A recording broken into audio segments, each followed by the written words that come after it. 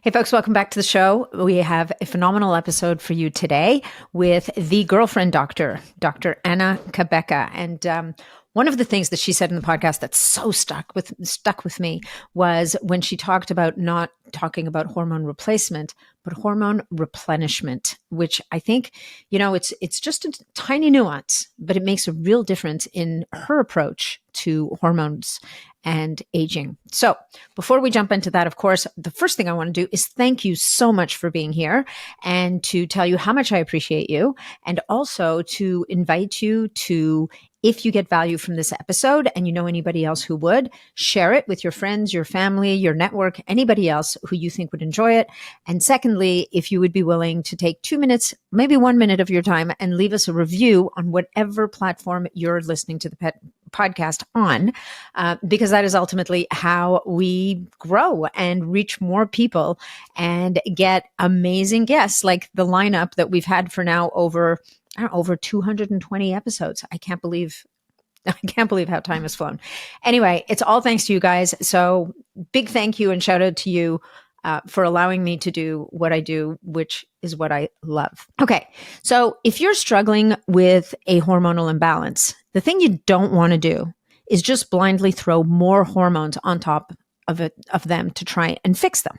And in this episode of the Biohacking Superhuman Performance podcast, I speak with Dr. Anna Cabeca about how all of the different things that can affect your hormones, including environmental toxins and stress, which can really wreak havoc on your hormones, leading to issues like if you're still cycling, irregular periods, and feeling just generally kind of crummy. But we know, and she talks about how it can take a lot more than hormones to fix hormones. And the good news is that you can improve your hormonal health and even reverse some of these issues naturally. We explore the importance of detoxification to eliminate those toxins and support your body's natural systems. Dr. Cabeca also highlights that birth control pills, which have been in the news lately, you guys, like there was a big kerfuffle in the Washington Post recently, with people really speaking out against that article. And here, Dr. Cabeca is talking about, she's kind of shining light on how birth control pills could very well be contributing to hormonal imbalances due to their synthetic ingredients. But, to age and feel great, hormones are really just one piece of the puzzle. And in this episode, we emphasize the importance of a holistic approach that includes diet, stress management, even creating a more alkaline environment in your body to improve mood and mental well-being. We even dive into the power of oxytocin, the love hormone, and how healthy activities can naturally boost your oxytocin levels. So overall, this episode is going to provide you with great guidance on balancing hormonal health, whether you're pre, peri, or even post-menopause. So Dr. Anna Cabeca is an OBGYN, and she is the best-selling author of The Hormone Fix, Keto Green 16, and Menu Pause. She's a triple board certified and a fellow of gynecology and obstetrics, integrative medicine, and anti-aging and regenerative medicine. And as I said earlier, she is known as the girlfriend doctor. And there's lots of good reasons for that. She really, truly is a wonderful woman. And I really enjoyed my conversation with her. So, you can find out more about Dr. Anna Cabeca on her website, which is Dr. Anna Cabeca, and doctor is just dr.com. On Instagram, she is the girlfriend doctor, and she's also got a group on Instagram, which is the Girlfriend Doctor Clubhouse. She also hosts an amazing podcast called The Girlfriend Doctor with Dr. Anna Cabeca. To learn more about the Hormone Fix, you can go to dranacabeca.com/products/the-hormone-fix. And now let's dive in with Dr. Anna Cabeca. Hey folks, just a quick reminder that all of the information presented in this podcast is for information purposes only. No medical advice, no diagnosing, no treatments suggested here. Before you try anything that you hear about or learn about here, make sure that you check with your medical provider. Dr. Anna Cabeca, welcome to the show. It is such a pleasure and an honor to have you here today. Well, it is great to be here with you. Thank you so much for having me. Oh, I was so excited to meet you in person in where were we? Oh yeah, in Denver or Colorado, Boulder. That's where we were, in Boulder last November. I was like, yes, okay, I finally get to talk to her. So because you are the girlfriend doctor, and I don't know who came up with that, if it was you or someone else, but it is genius because that is exactly your voice, Oh, right? thank you. And it's so rare. I mean, unfortunately, the medical profession takes a real beating in this space. And I don't think it's always warranted. I mean, I actually know it's not always warranted. The problem is that, the profession itself is being governed in such a way that is very disabling to physicians. But it's always so inspiring to see those of you who have the resources and the ability and the presence to kind of break out of that mold and really practice medicine in the way that you believe, and I can tell you, needs to happen.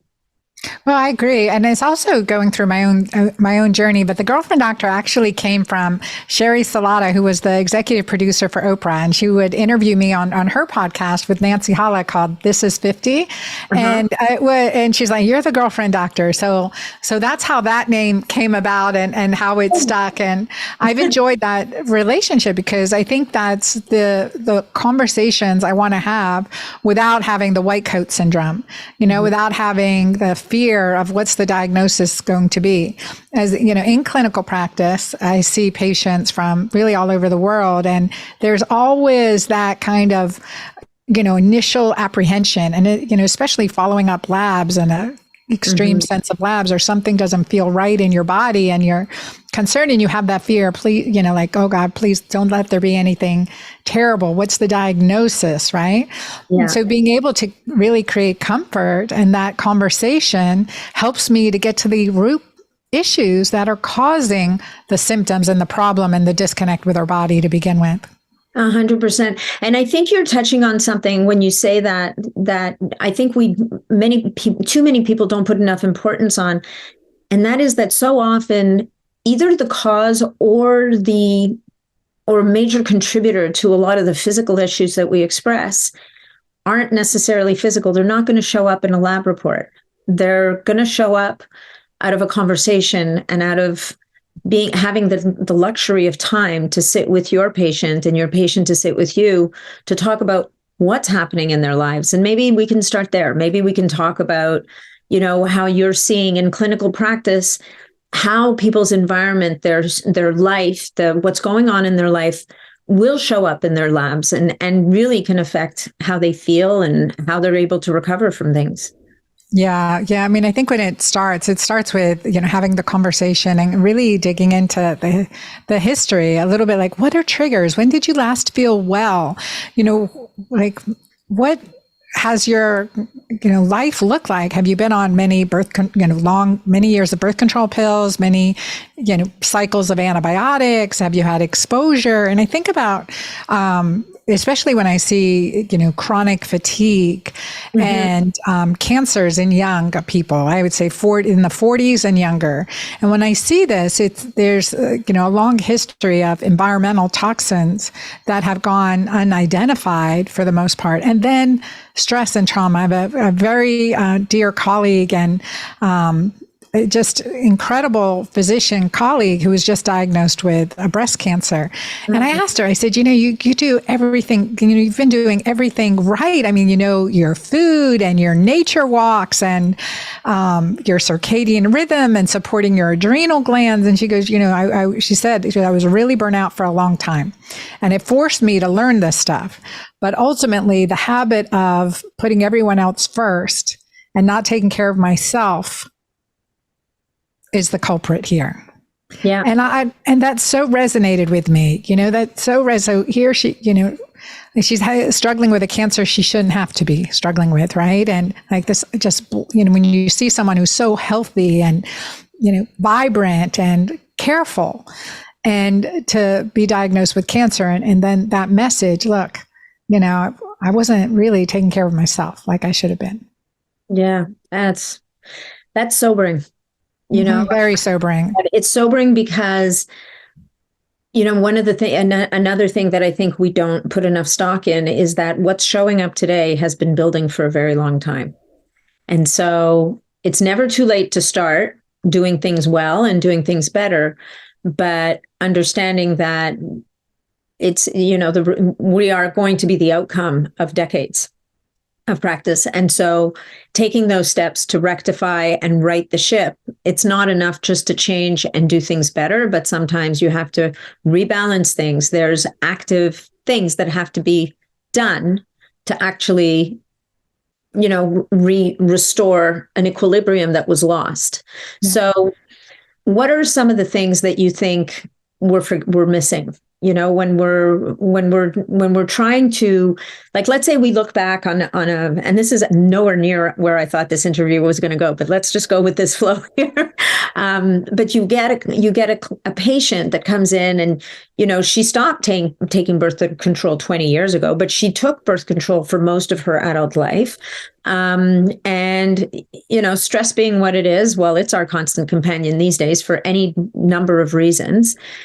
And the exposure question is very interesting, right? Because obviously there's going to be the obvious things like people who work in jobs where they're exposed to certain toxins. I remember when I was in school, one of the case studies we were given, and this person, they worked with, I think they were a jewelry maker or something. And it turns out that they were inhaling dust from metals. And so they had heavy metal poisoning, and it can be stuff that you wouldn't even imagine. Right.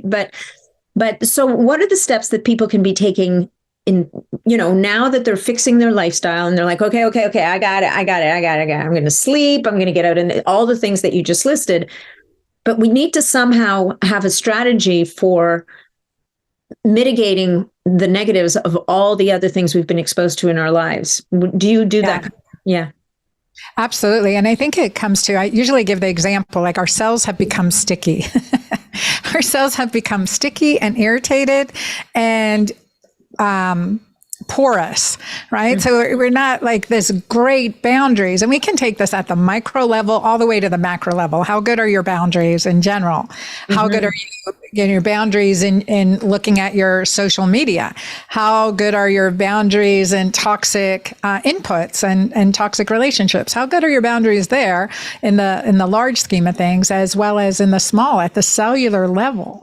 And so I had a patient in my office just last week, and she's a young 42-year-old client, wants to preserve fertility, and is having all these inflammatory issues going on. She's ideal body weight, works out as part of a regular routine, focuses on eating whole foods, so really good. But she had 15 years of birth control pills, and she was a swimmer from early childhood through college and into the master's program, swimming in chlorinated pools. Mm-hmm. And so so right away, I'm like, I see these big red flags as far as toxicity. We've got the synthetic progestin components of the birth control pills and suppression of ovarian hormones and natural HPA axis cycling. So we have that, number one. And number two, we have chlorine exposure, which chlorine will compete with iodine receptors. And so you end up you have iodine insufficiency typically, along with hormonal insufficiencies, thyroid insufficiencies, and a further disruption in the hypothalamic, pituitary, adrenal, gonadal, and thyroid axis. So you get this kind of hormonal disruption. So, first steps, and I have them do, like in my book, The Hormone Fix, I like to say that's mandatory reading for all my patients. I want them to go through and do the questionnaires. Eventually, we're going to do all those lab tests over time and just look at those things. But the questionnaire, so her toxicity questionnaire level was really, really high, like 80 was very, very, I don't like it greater than 10. And again, she's fit, she's athletic, but she's been dealing with so many symptoms she didn't even realize because they've just been building up over time. And I often tell my patients, you don't realize how bad you've been feeling until you start feeling good again. I say that all the time. Yes. Like you don't realize, because we normalize feeling crummy. True. Absolutely. And we're so powerful and dedicated and disciplined that we power through it, right? Yeah. 100%. Yeah. So we power through it. And so, had that great discussion with her. And I said, okay, I start them on my hormone detox, which is my keto green 10-day detox and the hormone fix. And if you're toxicity scores over 10, I supplement absolutely with Mighty Maca Plus, which is my green superfood combination, which has detoxifiers as well as adaptogens in it to help support your body. So I start with typically 1 scoop once to twice a day. And then I add an additional detoxification support for liver detox support for phase 1 and phase 2 metabolism to help our body release more toxins and eliminate them safely, especially when we're even focusing on further cleaning up our diet, and then put them through, a dietary regimen. I start with my 10-day hormone detox. Then I go into the keto green 16 detox with extended fasting intervals for that short period of time.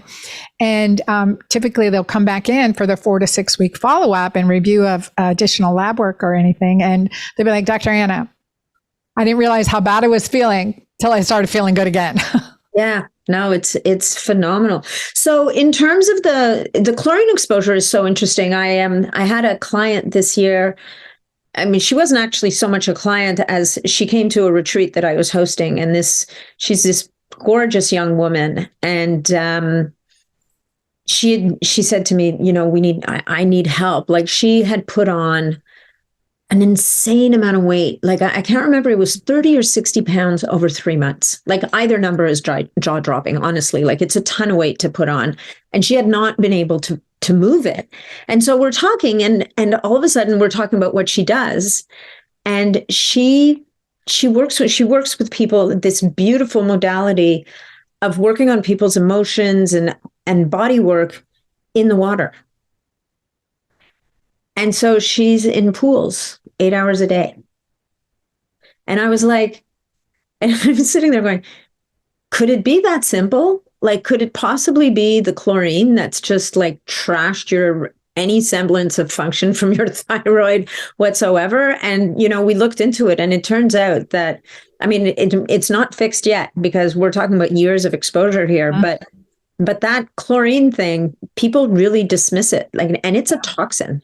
And it's in our water. I mean, it's in our showers. So we have to recognize too, among other chemicals, that shower, filters, our bathroom water filters, our, the tub filter, water, purifiers, all of that really does make a difference. I mean, you think about toxicity, one of the analyses done, and I write about this in the Hormone Fix, and environmental toxins in water. And in Michigan, the study of the water, it was high in lead, and a pediatrician would hear her patient say, the child will be in the tub and their skin is really red afterwards, just where they were exposed to the water, like that was really significantly red. And so they did water studies and were really high in lead. And also lead creates mental fragility and irritability and anger and mood instability. So high, associated with areas of high crime rate with lead exposure to the water, in the water. So that's something really important to pay attention to. So whether it comes with chlorine, we can supplement with iodine. And what I tell my swimmers that aren't going to stop swimming, I mean, it's a great sport, is to use like a light sesame oil on your skin before you go in, rinse off really well after, chlorine exposure, and try to get a saltwater system if possible. Yeah. Although even the saltwater systems, they use bromine, right? It's not as strong as the chlorine, but it's still that's going to push out iodine too. Yeah. I think, at the end of the day, saltwater, like an actual saltwater, but most people don't have access to that. So the sesame oil before swimming, that's really interesting. I had heard vitamin C, but I guess you're looking for a barrier, basically something that's going to establish a barrier so that your organ being your skin being your largest organ of absorption, which we so often forget. So that's really interesting. Okay. So the Hormone Fix book, required reading for all, yours truly included here. So let's talk a little bit about, so how about detoxifying from the pill, from birth control pill? Because I do, again, like there's the birth control pill, there's IUDs, there's the IUDs that secrete, is it copper? Progestin. Copper IUDs, and then progestin. Yeah. Yeah. And I think so with copper IUDs, my favorite is just watch your zinc levels. Make sure you supplement with zinc. And I think you're pretty well covered unless you have something like Wilson's disease, which is accumulation of copper in your system. So something to pay attention to, but I had one case of that in my entire career, but still one case. So Wilson's syndrome, I believe, Wilson's disease. Yeah, it is Wilson's. Yeah. And so, but I've much preferred over the progestin insertion IUD. So one thing also, again, with this swimmer that I'm seeing, she has dysfunctional bleeding basically since she started her periods. And that's why, and she's been a swimmer since a young age. And so working with her, so this part of detox supplements, detoxification support, the same thing with the birth control. I mean, you want to make sure you've got good levels of red blood cell magnesium, methylated B vitamins. So I check for those things too. So I've increased her magnesium, increased her B vitamins to support her in this way. And using bioidentical progesterone, I actually had to go up on the number, but this is the first cycle off birth control pills that she had that was completely normal, completely healthy. And because she'd always have irregular spotting, bleeding, mid-cycles, et cetera. So I was really excited to see just, that in such a short amount of time, she was able to get such a significant improvement. So all of these things do help. And you turn it around very, very quickly, no matter how long you've been on some of these toxic agents or have had this toxic exposure. Well, and to have a normal cycle at 42 is a pretty exciting thing, because at 42, most women at this point are a train wreck. They don't know what's going on, what's happening. They're, if their doctor hasn't done the training, they're like, oh yeah, I got told by my doctor back in the day, because I'm like, I used to be regular like clockwork. I never used to really have that bad cramps, blah, blah, blah. And now it's like my husband starts asking me questions and, kind of walking carefully around me at certain times of the month. And I'm ready to take his head off if he even mentions it. And she looked at me and she smiled and she said, yeah, welcome to perimenopause. Get used to it. Oh my goodness. I always say if you only hate your husband 2 weeks of the month, it's your hormones and not necessarily your husband, right? No. He was like, no, the poor guy, I'd be spinning out about something and he'd be like, so where are you in your cycle exactly? He'd try to be so cautious. I love it. I love it. Yeah. And it's try. Yeah. And it's so with giving your body the right support, all those symptoms go away. I've seen it now. Went through my own early menopause when I was 39. I'll be 58 this year. So a long time ago, right? I've had a lot of experience with this in my own experience. I'm reversing early menopause, having a child after failing infertility and then being diagnosed with premature menopause and irreversible infertility. So, changed those diagnoses around. So in my 40s, had my daughter, Ava Marie. And then in 48, feeling all those symptoms that you just described, right? That irritability, the mood swings, I had tremendous brain fog. I had trouble getting from my mind to the paper. And again, I reverse that with what I write about in my books. And again, it takes more than hormones to fix your hormones. Dialing those in, but also the detoxification support, the adrenal support, the dietary support, the importance of alkalinization for our mental health and mood and all of that good stuff. And since I've written 3 best-selling books, so it works, you guys. It works. So let's talk about this because, I feel like out in the world right now, there's, in certain circles, it's like, go get your hormones checked and get on hormone therapy, right? And which is great. But you bring up a really important point, and that is that just throwing hormones into a body that is dysregulated, that's not able to clear toxins properly, that's kind of fighting for control. That's because that's really what's happening, right? You've got these heaves and hoes happening, like hormones are not in balance, and you're not able to get rid of what you need to get rid of when you need to get rid of it. You're lacking cofactors, which is where our B vitamins and all those things come into play. And so just throwing hormones in there is not necessarily going to help. And actually, it's so interesting you say that because I talked to my mom. I'm like, did you even try hormone therapy?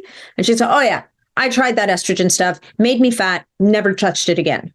I'm like, okay, wait, no, there's so much more to the whole thing because you read about how important estrogen is for our bones and for our brain and for skin, for all the things. And yet people have like one bad experience and they go running for the hills.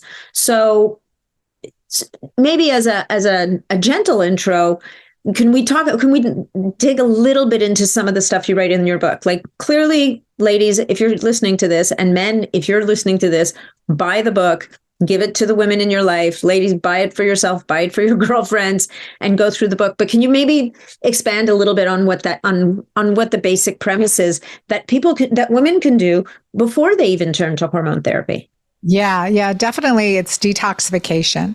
It is like, when I think about adrenal support and detoxification, how important that is. So and again, working with women for 30 years now in clinical practice, and my early exposure to bioidentical hormones in 1999. So we've been doing this a long time. And there was a time where like the pendulum swings from too little to too much to, okay, let's find that Goldilocks space, right? Let's find where it's just right. But recognizing that I never want to suppress a body's own ability to create hormones. So I like to not say that I'm replacing your hormones. Like, I don't want to replace your hormones. I want to replenish your hormones. So what I do in an educational class that I offer health providers is a certification program, the hormone replenishment certification program, because you've got to learn that it's not just, like you said, Natalie, it's not just about, here's this prescription and I'll see you soon. I wish it was that easy. Oh my God,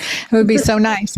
But like, here, let's detox your body. Let's keep your body preparing and using as much of its own natural hormone as long as possible. That's associated with longevity. High doses of hormones are not, at this point that we know of, associated with any increasing length of longevity. I mean, we're experimenting in this generation. So we want to create, and like, again, back to my swimmer that I talked about, is so working with her to improve, because her testosterone's suppressed, her DHEA is suppressed, her progesterone's really suppressed, but her estrogen, she's estrogen dominant there. She's got toxic levels of estrogen.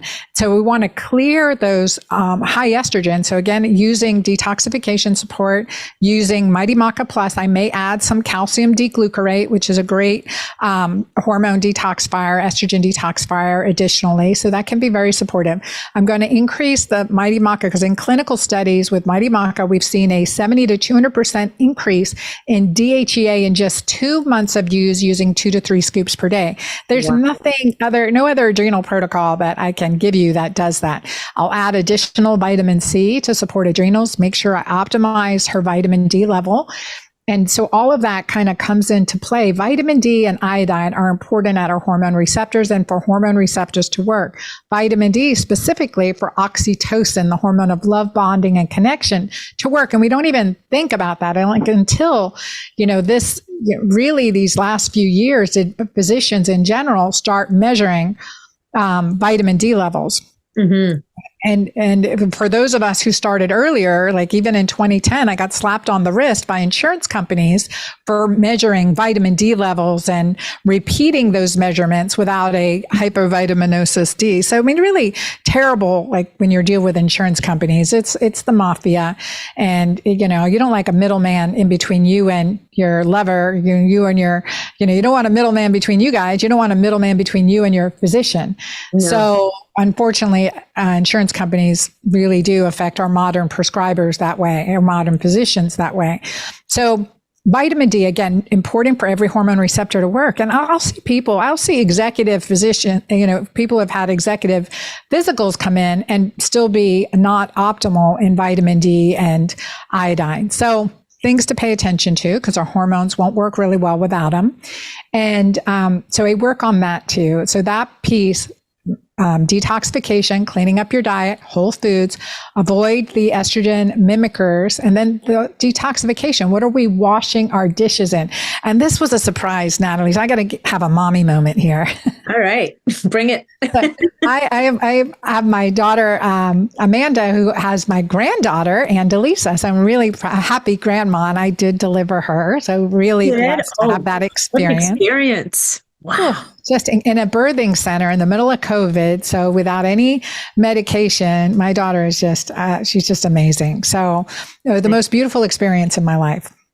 And delivery in my life, as I've delivered over 500 babies. So So all that to say that Amanda, they were staying with me for a little bit, and then I said, Amanda, we're out of dishwashing detergent. She went to the store to get some, and she just went to the local, the closest place, and she comes back with Cascade. And I'm like, hell no, am I washing our dishes in this? And she goes, Mom, that's all they had. And I said, well, there's no way. It's going to leave a film on our dishes, and then you're going to consume that. It's going to leave a film on the baby bottles, and Andy's going to consume that. And, it's full of chemical disruptors. And she goes, no, it rinses out. You put the extra rinse cycle on. I'm like, no. I said, here, let's do this experiment. Because actually, my cousin, Andre Sweetan, who's a sommelier, he taught me this. He said, here's a cleaned glass of wine, clean wine glass, cleaned in water, cleaned and dried and all that, really nicely cleaned. And here's one just from, the bar cleaning detergent thing. And he said, okay, try the wine in both of these glasses, and you can taste the chemicals. Yeah. And so it really opened my eyes when you have that side by side, how much of a residue, how many toxins we're getting from, our cleaning detergent. That's unbelievable. Yeah. I never, and what's interesting? Sometimes you fill a glass with water and there's bubbles. Ugh. Right? Like there's actual, but I mean, I'm a total freak about the cleaning products in my house, and people get mad. My husband's like, well, the dishwasher doesn't work properly because we're only using that environmental stuff. I'm like, don't care. Tell somebody who cares. I don't care. Wash them by hand. That's right. That's right. Or, just again, a very clean dishwashing detergent, that you can get. And I'm trying to remember the company that I like, Truly Free. Truly Free is a great company to get cleaning stuff, laundry detergent, what we're washing our clothes in. And I see a lot of women with lichen sclerosis or vulvodynia, like vulvar skin issues because of pads and detergents and synthetic materials that are in contact to the vulva, which naturally is very vascular because it has to, in the vulvar and vaginal area, has to expand for childbirth. So there's a lot of blood vessels. And so that's an absorption, like you said, the skin, the largest absorbing organ. And so there's a lot of chemical exposure that is direct contact causing disruption to the pelvic floor and perineum. So I'm very particular about clean ingredients in my creams and my lotions and the products I create because of that contact issue, that dermatitis, that or vaginal itching that can occur. And it's funny. I think we just don't realize it, right? We don't think that the manufacturers aren't going to think. I think that, those of us in this space now know that, it's like you were saying a minute ago with the insurance companies, they have a different objective than you do with your patients, right? Their objective is bottom line, save money. Like that's their objective. So vitamin D3 doesn't rank in bottom line, save money. Whereas, and then with manufacturers of whether it's personal care or soap, detergents, they want something that's going to smell good, that's going to make things, that's going to create a result that people think their clothes are clean, which means they're going to smell good, which ironically is what turns around to bite us half the time. Like those fragrances are half the toxins right there.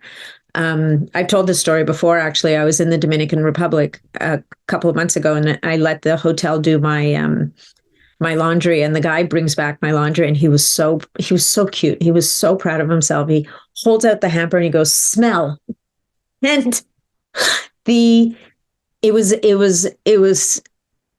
was crazy. And like I had to re-rinse all of my undergarments because I just knew that if I put that, like I put on a pair of underwear and I could smell it. It's like, okay, there's something really wrong here. So supporting the body's detoxification pathways is paramount. And so much, and the idea of replenishing hormones instead of replacing hormones, I love as a concept, right? Because it also it's so much more respectful to the body. We're not going to do it for you. We're going to support. We're going to remove the things that need to be removed before we start dumping a whole bunch of stuff in. We're going to allow the body to kick back in. And then based on what shows up, let's see where we need some more help is what I'm hearing from you. Yep. So, so that's great. You mentioned the importance of vitamin D3 for receptors. When you work with vitamin D3 with your patients, do you also, like for me, I'm a real stickler for vitamin K2 with D3, because what I was taught is that vitamin D3 in the absence of vitamin K2 is really it's a very incomplete package, and it leaves the door open to certain, like calcium not getting to where it needs to go. Are you in that same realm? Vitamin D3 with K2, because vitamin D says deposit calcium, vitamin K says where. And one of the things that, again, talking about women's health issues that, goes unmentioned is when you have calcifications on your mammogram. Like how many times do we see benign calcifications on mammogram? The reading is impression normal. And so first of all, as a physician looking at these, oh, great, your mammogram's normal. That's all you need to know. As an integrative or functional physician looking at this, you've got calcifications on evidence of vascular calcifications on the most delicate, vessels. And maybe it's from milk ducts, maybe it's lymphatics, maybe it's blood vessels. I mean, wherever these calcifications are from, they're never going to be like, that's not normal. So let's work on decreasing inflammation, decreasing calcifications outside of muscle and bone, right? Decrease those calcifications outside of bone predominantly, right? We want to make sure that we have bone, not anywhere else. Bone, right? Nowhere else. Yeah. And if you're showing calcification in the breast tissue, would you also be potentially be getting calcification in other blood vessels? So absolutely, cardiovascular disease discussion that women don't like to have. Yeah, when you see it exactly on something as non-specific and as far as poor radiologically as a chest X-ray, that they're in the cardiovascular system. So that's when you really want to do a full cardiovascular workup. Yeah. So what you bring up an interesting point here. What are your thoughts on mammograms? I know mammograms are super. Gosh, already because I'm banned on social media and shadow banned, y'all, please follow me at The Girlfriend Doctor. So for talking about controversial things, really look at the guidance from the European Radiographic Society and also the Cancer Societies. What we know is annual mammograms increase the risk of invasive procedures and increase the risk of breast cancer. So that is well substantiated now. However, another patient I just saw yesterday has been getting annual mammograms since she was 45 and she's 53 now. And then she has dense tissues, and sometimes she gets ultrasound, and sometimes she has to do another mammogram in 6 months. I'm like, what? We're just creating a problem and waiting till we diagnose a breast cancer in this woman. That's how she's being treated, right? And so the increased radiation gives you an increased risk of breast cancer. That is not controversial, although as I say it. Yeah.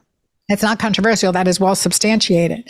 So, the key thing is that you want to look at, alternating years that you're doing the mammogram, also doing other things like a breast ultrasound or a full body MRI. I use Pernuvo. I recommend all my, longevity patients and executive patient, anyone who's interested in longevity to do a scan like that, because it can just pick up problems before they become problems. And so that's a good issue. And then the thermography. Thermography is really a nice breast evaluation. But a colleague that I mentioned that had diagnosed with breast cancer, she is 53 and she had a negative thermogram and a negative mammogram, all with, even with detecting feeling a abnormality on her breast. Really? So wait, so she palpated and felt an abnormality, and both those tests came back negative? Both those tests came back negative. Biopsy was positive. Wow. So she did a biopsy so you ordered up a biopsy based on Palpation, yeah. Well, I Some mean, physical it makes sense. findings. We feel something. So Yep. don't care what the imaging says. There's Yeah. something there. Yep. Yep. Wow. There's something there. That's insane. So, but it's good to hear that there are Alternative imaging. Yeah, alternative imaging. And I've always heard that ultrasound is better anyway, especially for those of us who have very dense tissue. And that's another thing, Natalie. So when you have dense tissue, right? Like there's dense tissue on your breast or fibrocystic breast, there's some kind of inflammation and active hormonal changes going on, which is going to increase your risk for disease. So what do you do to get rid of those fibrocystic breasts? So number one, you have to detox, make sure you've got good iodine levels, and you can even apply iodine locally to the breast. Can stain your clothes, so be cautious. But you can apply it locally, and gamma-linolenic acid, either from black currant oil or evening primrose oil, is another great supplement. So when seeing patients with dense breast, fibrocystic breast cysts, even ones I had to operate on and drain periodically, giving them iodine, optimizing their vitamin D and a gamma-linolenic acid, GLA, the symptom, they completely went away. And then sometimes we'll add in, if they have precursors, like say if they've had Hodgkin's lymphoma and radiation to the chest, or they're airline stewardess, a lot of radiation exposure, I'll add in addition to iodine, vitamin C, and I'll use a product by Zymogen called Oncoplex, which is SGS, sulforaphane glycosylate. And it is very breast protective and helps with melanomas, skin cancers as well. So I'll use that supplement as well, preventatively in those patients. That's amazing. I love that. Oncoplex. And what was the manufacturer? Zymogen, XYMOGEN. Yeah. Yeah, they're a great company, actually. Okay, great. So, all right. So we've talked about the lead up into menopause. What about on the other side of menopause? You know, our bodies, for the most part, like our ovaries have checked out. They've handed the torch over to the adrenals. They're like, over to you guys. We're done. We've done our thing.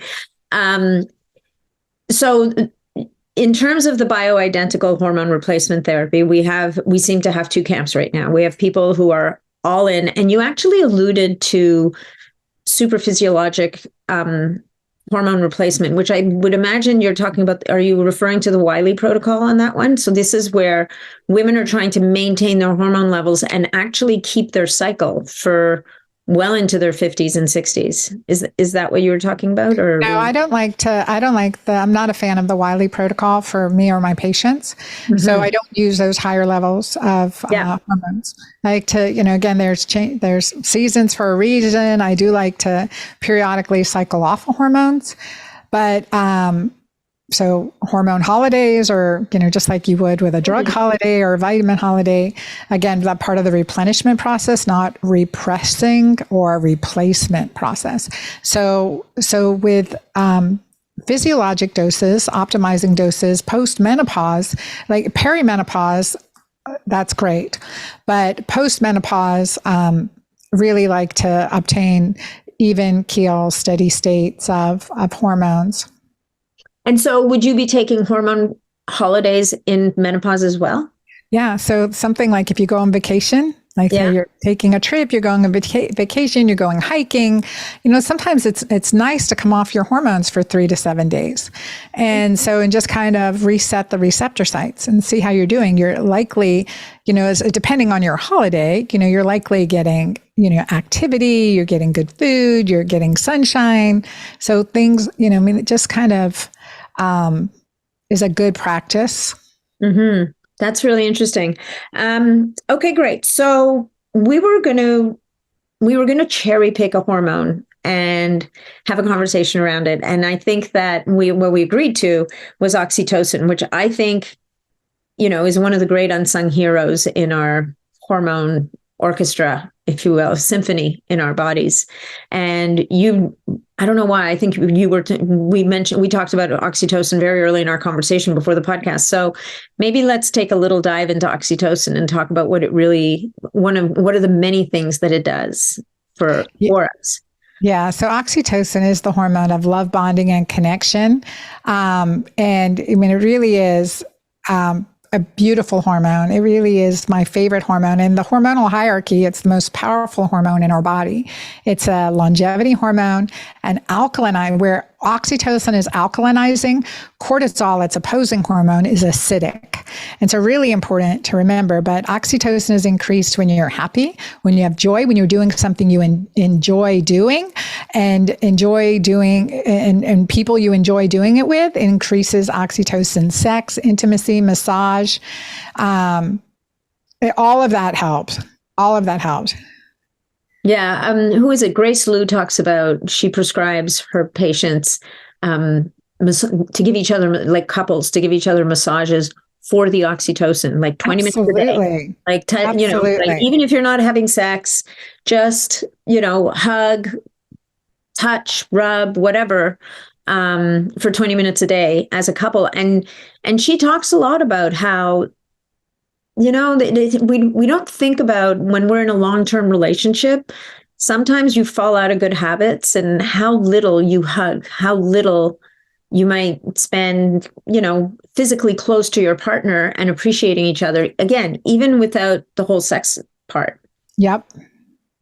And so do you prescribe oxytocin to your patients, like exogenously, or is it? So mostly it's and I have a chapter on oxytocin in the Hormone Fix, again, because it is the most powerful hormone in our body. So sometimes I will prescribe oxytocin. And again, it's one of those very powerful hormones. So a little bit depends on your body's ability to receive it. So for some people, and then when I test for oxytocin, I have them do, first of all, an oxytocin quiz. Can usually assess if they're very and it's not the first thing I'll prescribe to a patient. Typically, I need to clean up the system, improve their vitamin D, do all these things that are going to help depending on what they're coming into me for.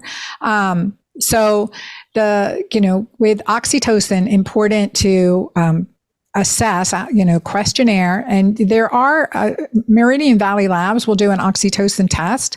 So you can send out for, it's very hard to get oxytocin tested because it's such a volatile hormone. So it doesn't.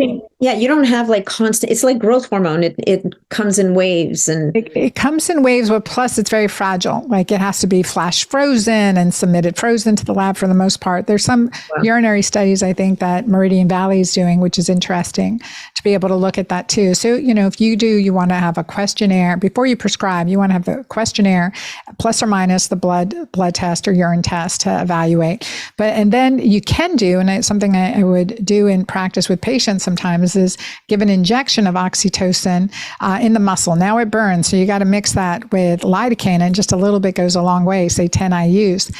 And if you see them, flush, like orgasmic flush on the chest, flush around the ears, a big smile on their face, they definitely need oxytocin. Other people that don't have an oxytocin deficiency or have impaired receptors for oxytocin, you give that same, injection to, and they won't feel anything. So they're not going to benefit from exogenous oxytocin till, you've got to clean up their system. So it's important to recognize. And otherwise, if we prescribe it for sex or for PTSD is where I really find it to be very helpful and powerful.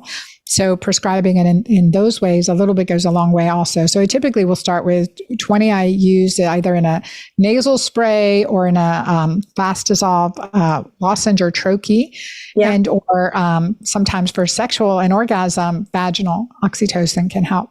But again, it's not the first thing I'll give a patient. Wow. And then have you done much work in looking into oxytocin as an anabolic agent?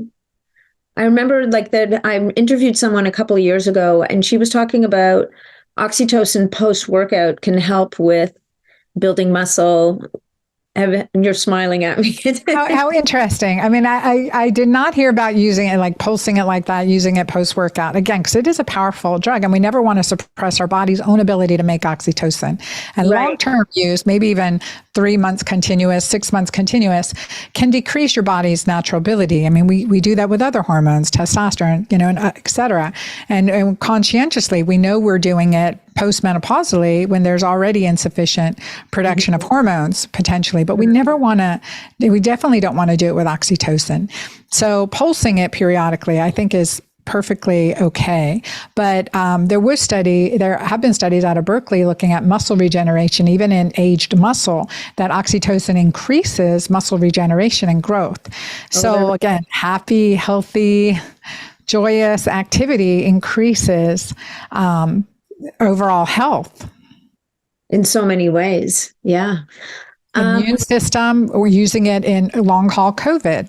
Oxytocin has a place potentially in long haul COVID. I've used it in a few of my long haul COVID post-vax injury patients. Interesting.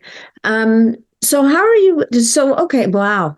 I guess that muscle study definitely speaks to it as at least helping with an anabolic, and we know that it's opposing hormone cortisol is catabolic, so it kind of makes sense, right? Okay, so do we want to talk a little bit about what we're seeing in the long haul world these days? Oh, that's too controversial. To further ban me on social media. We're not banning you. I'll get banned. No. Well, I think that at this stage of the game, there's acknowledgement that long haul COVID is a thing, even in conventional circles, right? So we don't have to talk about some of the other more controversial pieces of the puzzle, let's say. But let's say someone's got COVID and they can't shake it. And there's also been discussion about you can get long haul symptoms from almost any virus that just your body can't kick. What are some of the things, do you want to talk a little bit about some of the things that you've found to be helpful to help people's system kind of get on top of it? Because it feels like in a long haul situation, this is a situation where the immune system's down and out and it can't get itself back up and going again. Yeah, definitely. So first thing, again, you want to create resilient cell membranes. You want to improve cellular health. So phosphatidylcholine is one of the supplements. First detox, decrease inflammation, whole foods, intermittent fasting, working on getting that urine pH alkaline and then bumping into ketosis periodically. So following this right alongside, maca has been shown to help with long haul COVID as well as turmeric, quercetin, resveratrol. All of those are in Mighty Maca Plus. So my green drink formula somewhere here.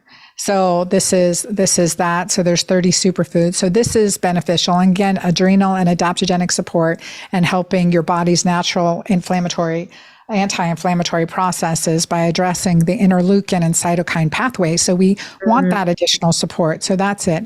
Phosphatidylcholine. And then there's a couple products. You want to increase nitric oxide production. So, that can, again, for cellular repair, mitochondrial health, energy, that's beneficial. And there are several products that do that. There's one called NO. So I can always remember nitric oxide. It's NO. I forget the name of the manufacturer, but it's a good one. There's Berkeley Life is another one. There's a couple of them in the space. Yeah, so there's some good ones, and then if you look at Peter McCullough's protocol, it's with bromelain, nattokinase, and there's one other product. We use Arterisol in clinic.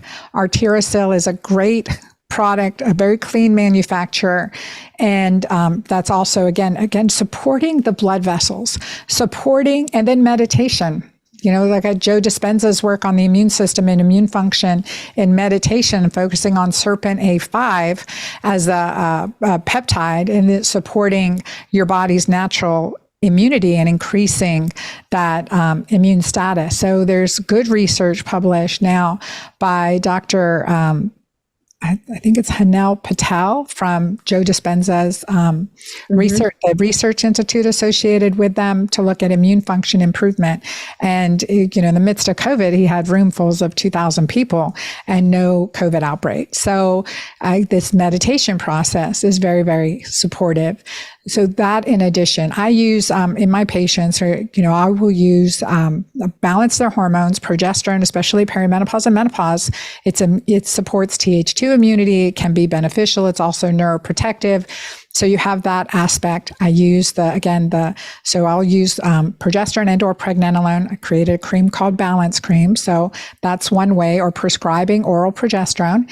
Adding the Mighty Maca, the Arterisol, and something that supports nitric oxide, and an enzyme of some kind. So serapeptase, nattokinase, those are beneficial and just see what kind of results we get over time. So yeah. Well, the meditation piece is so interesting, right? It's that whole area of how powerful our mind is when it comes, and I think we can kind of come full circle on this one, right? Because it's how powerful our mind, our emotions, our beliefs are in our ability to heal. And which isn't to say that if you're sick, it's your fault and it's because you can believe you can get sick.